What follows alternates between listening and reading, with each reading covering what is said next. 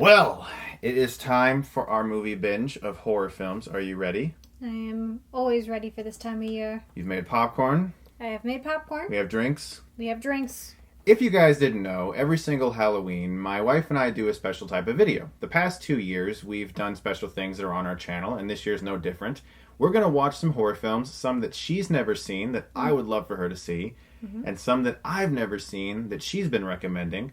And what we're going to do is we're going to watch the films, we're going to actually have this marathon and share it with you guys. Then as soon as the film ends, we're going to give you our instant reaction. And our first film up is called Trick or Treat. You gotta be kidding me.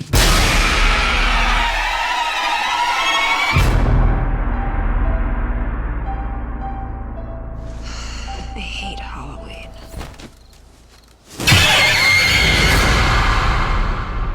Well, we've just watched Trick or Treat. It's always been a favorite of mine, but my wife had never seen it, and I'm very curious to know what your thoughts were on that film. I really liked it. Yes! Awesome. Very good. I think it also helps that the main character's name is Sam. Yeah, that is pretty cool. Chris bought this shirt for me in anticipation of me liking it. It was sort of like, I was like it. You have to. Yeah, he kind of was like indoctrinating me to it. It's actually really well done. I can't wait for the sequel to come out next year. I would love for there to be a sequel. I've heard that, it's like pre-production or something. I think they said it's pre-production at the moment. In December, we have Krampus coming up, which is by the same director, which is a Christmas-themed horror film. So he's sticking with the holiday-themed horror. I'm hoping that's good. One of the things I've always liked about Trick or Treat is that it blends so many different stories into one movie so well. And it's one of those movies where as you watch it, little hints are given, little pieces of information you need, and then you don't really know what's happening until maybe the end of the film. Another little puzzle piece is added that lets you understand that mystery that was set up in an earlier story. And it's actually really masterful, I think, and kind of an underrated horror film. There's, 4 stories intersecting in this? So it's like, you kind of have to pay close attention to every little thing that kind of loops back around, because it gets a little tricky there when you're a little confused. You're like, okay, wait, what? And then you realize you have to backtrack to a different part of the night or fast forward to another part of the night to kind of understand what's going on. How do you feel about the main horror monster of this movie being named Sam? It's fitting. I agree. So, kicking off our next film, Wreck. Very excited to show my wife this. It is one of the few found footage horror films that I actually think is clever and innovative. So let's get started.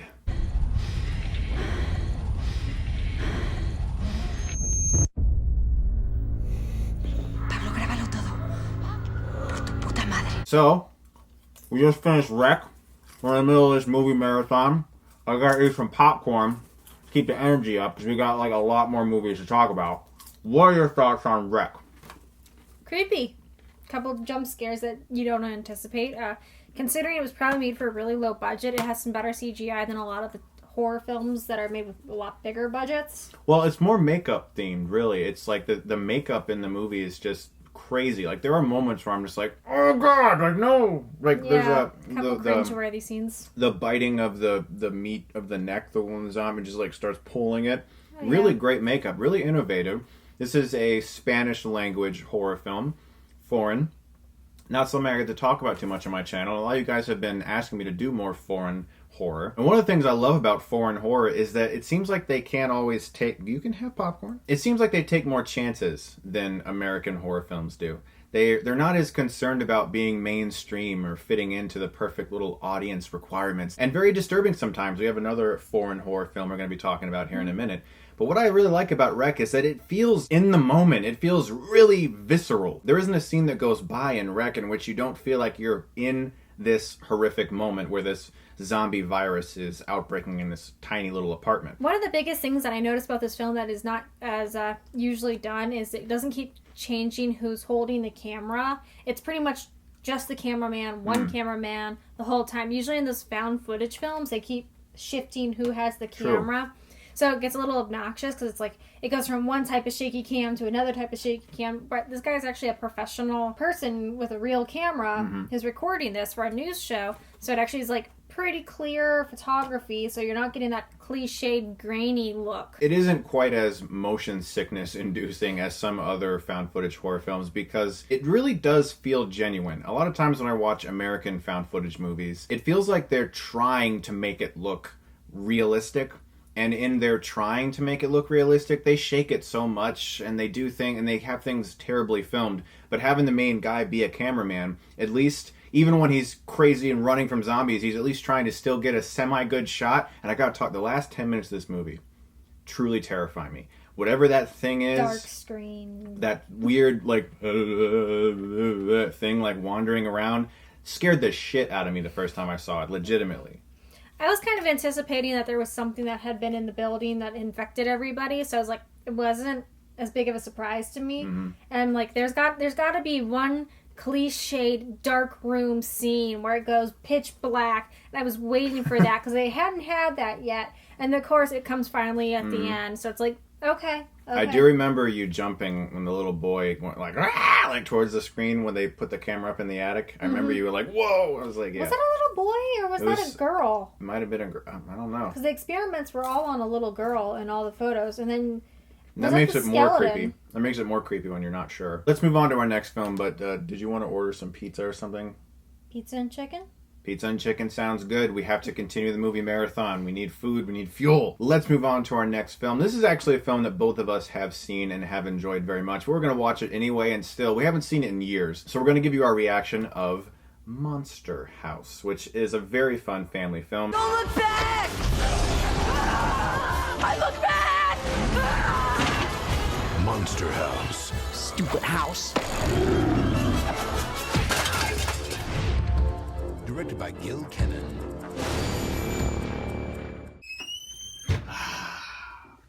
A lovely pepperoni and cheese and chicken and coleslaw dinner just for us.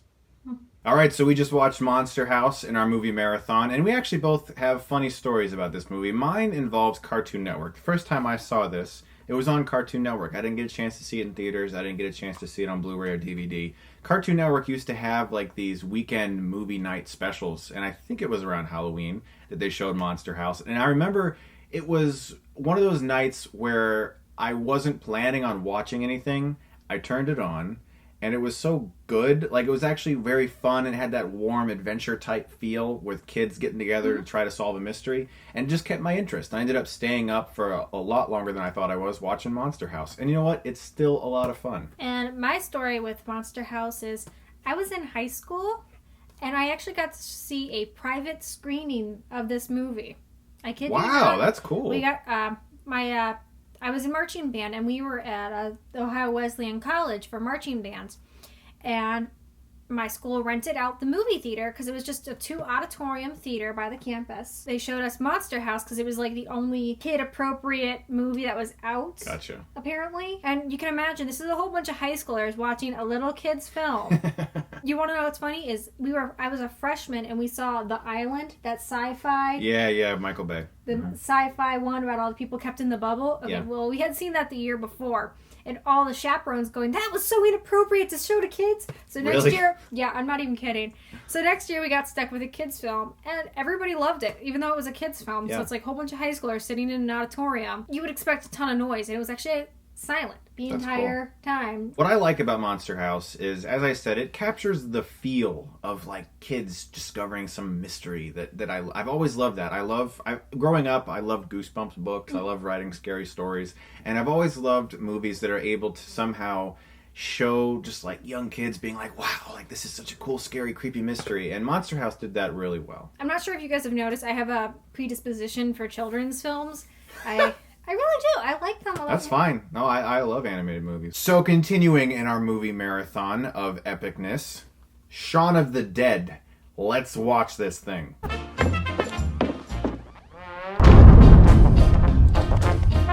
Is it clear? No. Oh my God. She's so drunk.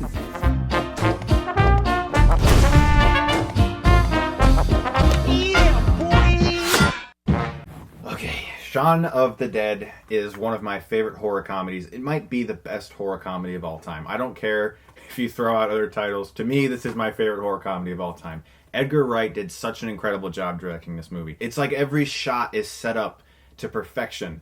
And I gotta talk about Simon Pegg in this movie. Simon Pegg is brilliant. This was the first time I ever really took notice of him. He had been in that show Spaced before, but I had never seen it. This was the first time that Simon Pegg just exploded into my life, and I was like, this guy is a comic genius. And you know what? He's an underrated actor, and I mean like a dramatic actor. He does really well in the Star Trek movies. He really does. But he's actually really good in this movie. Like the scenes towards the end where they're trapped in the pub. He's great, not just from a comic standpoint. He's actually really good in this film. It's really hard to be funny. It really is. I can attest to the fact that I lack a sense of humor. I really do.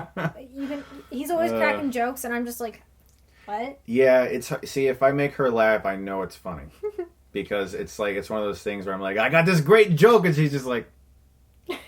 I do that a lot. Comedies and me don't usually get along, so I was like, I love all of the 2 Cornetto trilogy that I've seen. Yeah. Because I've not seen Hot Fuzz yet. Should be... Which I will rectify.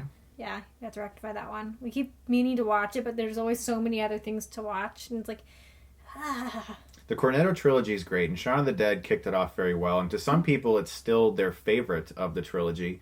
I think it might be my favorite. The zombie element of it is terrific. It perfectly parodies zombie films, and I don't know, it's a hilarious movie. There's so many great hidden things to the directing as well, like the shot where Simon Pegg is walking to a supermarket and on a normal day, and then the shot after the zombie outbreak occurs. It's the same shot with all of the same movements, except everything is crazy and he's not noticing it yet.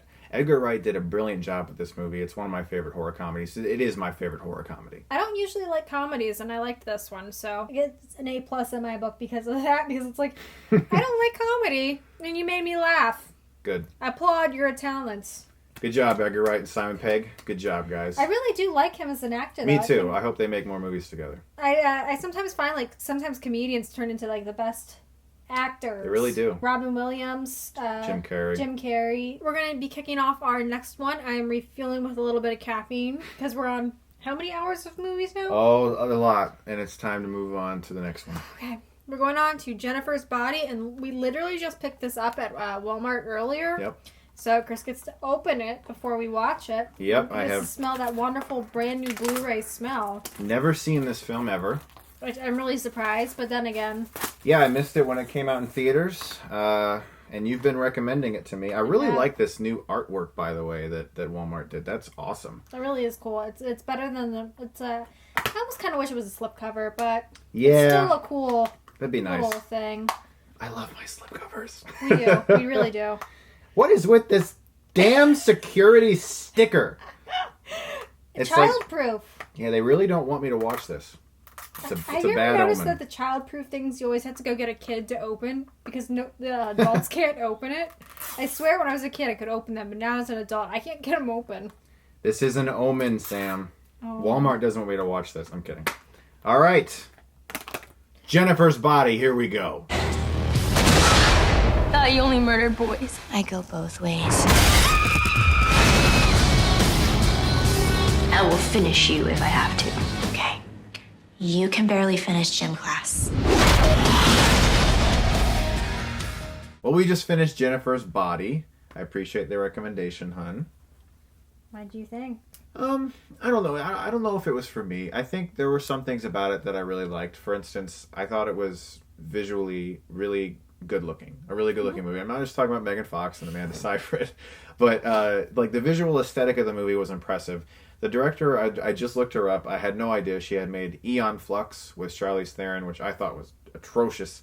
But this film was far better. I think my main issue with it was actually the screenplay. There was something about the way the tones between the horror and the comedy elements and the satire elements, they clashed a little bit too much for me I wish it was a little bit more fun than it is, but I don't hate it. Some people hate this movie. I personally don't hate it. I've always liked it. As stupid as it sounds, I find the comedy in it a little bit more because I have a twisted sense of humor, I guess. I've always enjoyed it, but I guess I can see where people wouldn't enjoy it. unless they saw it in like the right situation. When I saw this, I was with another group of girls, so it was like girl party. It was a girl party, so it was like, yeah, this is like one of those empowering badass bitch movies where it's like the girl actually kind of turns into the one she was trying to fight through the whole thing, kind of. She becomes the demon she was fighting. I think my main issue, like I said, was the screenplay. It was written by Diablo Cody, who did Juno, young adult, and she has a very subversive way of writing where it's in your face, like where you're like, here's my writing and just like it. And I don't know, some aspects of the screenplay didn't really work for me, but I can see that. I understand your point of view on that. I think, again, I have more fond memories of it because of watching it with a group of girls. Mm-hmm. And I can totally understand that, honestly. There's tons of movies that maybe aren't the greatest movies out there, but Napoleon Dynamite. That's one, sure, but like I have like fun connections with them, like from like how I saw them the first time, and so I end up liking them more. That's just me. Yeah, no, I have several like that, and this is definitely one of them. Also, you gotta admit, the tits in this look amazing. And we're moving on. Do you care if that's in there? No. You don't care? No. Okay. Okay, we are nearing the end of this marathon. It's been a fun night of pizza and drinks and popcorn and blood. Now we're going to experience The Orphanage. Now, my wife hasn't seen this film. It's a foreign film. I think it's pretty special. If you don't like it, that's cool. But I personally do, and I'm excited to see what you think of it.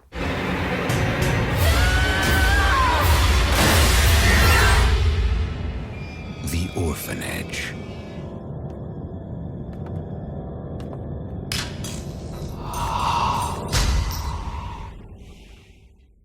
Well, I think I'm losing my wife here. It's getting late in the day. We've been watching a lot of movies. We just finished The Orphanage. I think it's extremely well directed. I love the musical score behind it. I think it's well acted, and I like the mystery behind it as well. And if you've never seen the film, the way it all ties together at the end for me made the rest of the experience even more emotionally impactful. So I'm curious. Crying. There was a slight little tear. I will not lie. A slight little tear. Just one slight tear. So I'm curious, having not seen the film, what are your thoughts on it since you were a fresh viewer tonight? A little too much foreshadowing for me. I can see that. I can see how it would be hard. Like, you don't want to reveal too much, but at the same time, you don't want it to seem out of left field. Spoilers if you've never seen The Orphanage. Essentially, what happens is their son goes missing, and unfortunately what actually happens is that he was actually just crawling around in this crawl space they didn't know they had, and he got trapped in there and died. I saw the parallels with the story of the Peter Pan, where obviously when Laura was Wendy, where she left as a child and then eventually came back as an adult. I just have a hard time figuring out how that told you that the kid was in the basement. It didn't say. I didn't know he was going to be in the basement. Okay. I knew he was going to be dead in the house, though. Okay, that they were going to find him somewhere dead in the house. And then after they showed the reel of the little boy in the basement room with the creepy shit, the film reel that they found, it's like, well, he's obviously there because they just told us that he's right there. Okay, so moving beyond the storyline, did you think that it was a well-made movie overall, like with good acting and visuals and everything? No, actually, I don't think the acting was all that good. Okay, so my wife recommends Jennifer's Body. Does not recommend The Orphanage. And that's our video. I really don't think it was It's fine. Well, guys, thank you very much for joining us on this horror movie marathon. And maybe you'll do one as well. And if you do, let us know in the comments below. Like, what is your favorite movie marathon you've ever had? Or are you planning a movie marathon? And if you didn't realize, which you probably did, I'm in a different background here. I'm actually in my basement right now. One of the things I've been requested a lot is to show you guys a little bit of this area and show you guys my home theater setup, as well as where her and I enjoy watching films and some of our little collectibles. So pretty soon, in fact next month, early November, I'm going to do a tour of our basement to show you guys some of the stuff that her and I enjoy collecting, as well as where we watch films and how I watch films down here, because sometimes it's fun to just have a movie marathon in your house. You don't always have to go out to the theater. Guys, thank you so much for watching. Thank you, honey, for joining me once again. Have you fallen asleep?